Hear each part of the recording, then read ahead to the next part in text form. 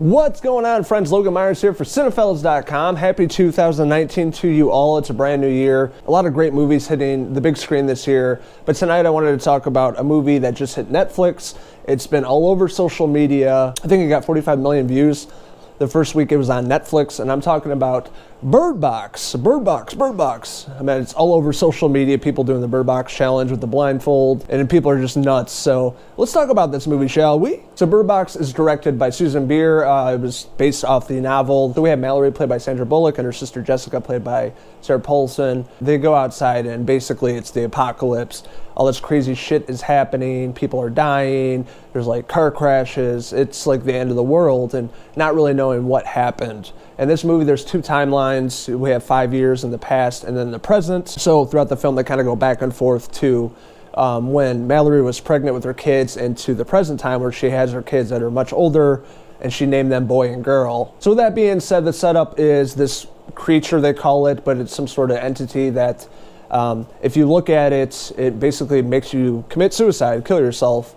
And so that's the whole point of the blindfold, putting that over your eyes. You know, when you're walking around, you don't see it, so you want to stay alive. And that's pretty much the setup of the film. We're introduced to a lot of great actors, actresses in this film. Like I said, Sandra Bullock. It's been a while since we've seen her. I saw some people online saying, you know, she needs the work. No, she doesn't. Sandra Bullock is worth over $200 million. She doesn't need the money or the work. Maybe she was just taking a break, but you know, it's great to see her back on screen again. She's a great actress. Like I said, Sarah Paulson. We have John Malkovich in this movie. I love John Malkovich, one of my favorite actors. Always kind of typecast in the same role of being that sarcastic asshole that's really tough, and that's pretty much his character in the movie. He plays Douglas. We've got Trevante Rhodes playing Tom, which is kind of Sandra Bullock's, Mallory's love interest. And we have Lil Rel Howery from Get Out. Dude's fucking hilarious. He was really funny in this movie too. A bunch of other characters. It's a really great cast of people, and they're all together in the present. They're all confined in this house. They don't want to go outside because of this entity. You know, if they see it, they'll have to commit suicide and kill themselves. So they don't want to do that. They're trying to survive. They're all different personalities. They don't really get along.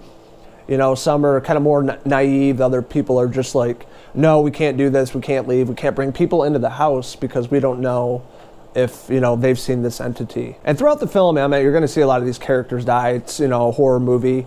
You know, they're not going to survive. There's going to be some dumbass moves on their part, and you had some horror tropes of them coming across this entity and ending up dying. But there's a lot of great kill scenes in this movie. I will say that early on in the film, there's a lot of great scenes on the street of people dying, car crashes and things like that. And throughout the rest of the film, there's some pretty intense scenes that like kind of threw me off guard. I'm like, oh shit. And that's a really great aspect of this film. There's a lot of great horror in this movie. There's a lot of suspense. You know, horror is known for less is more, right? The thing that you don't see is the scariest thing that you'll come across, instead of somebody that, you know, coming at you with an axe or something. It's that entity that's out there in the wilderness that you don't see, but you just feel that suspense. And the way they set up this film, that's really what they built on throughout the film, is a lot of suspense leading up until the end, which is kind of silly. But my favorite part of the film is at the end of the movie. We have Sandra Bullock and her two kids. They're on the river. They have the blindfolds on, so they're trying to steer this boat. You know, it's really intense. You don't know what's going to happen. And you see, you know, them walking through the woods, and then that entity being around them, and them trying to figure out what they need to do. How are they going to get out of this situation? So it was really awesome. So I had a really great time with Bird Box. I really didn't know much about it. I haven't read the book, but going in to watch this over the holiday break, like everybody else, I had a good time with it. I don't think it was as great as everybody made it out to be. There's some elements about it, especially the ending, that I just didn't care for.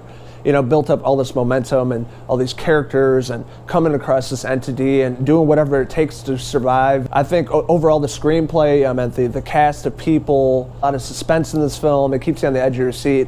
I think that was all fantastic. It was just leading up until the very end, and a few things in the script that were a little silly. I'm going to give Bird Box, now streaming on Netflix, a 3 out of 5 blindfold hairpieces. So what did you guys think of Bird Box on Netflix? What did you like about it? What didn't you like about it? What did you think about the cast and the entity? Were you scared? Let us know in the comments below, and don't forget to hit subscribe. This is Logan Myers signing out from the old wilderness. Where's Aunt Sandra Bullock at? You out there? Until the next review, cheers!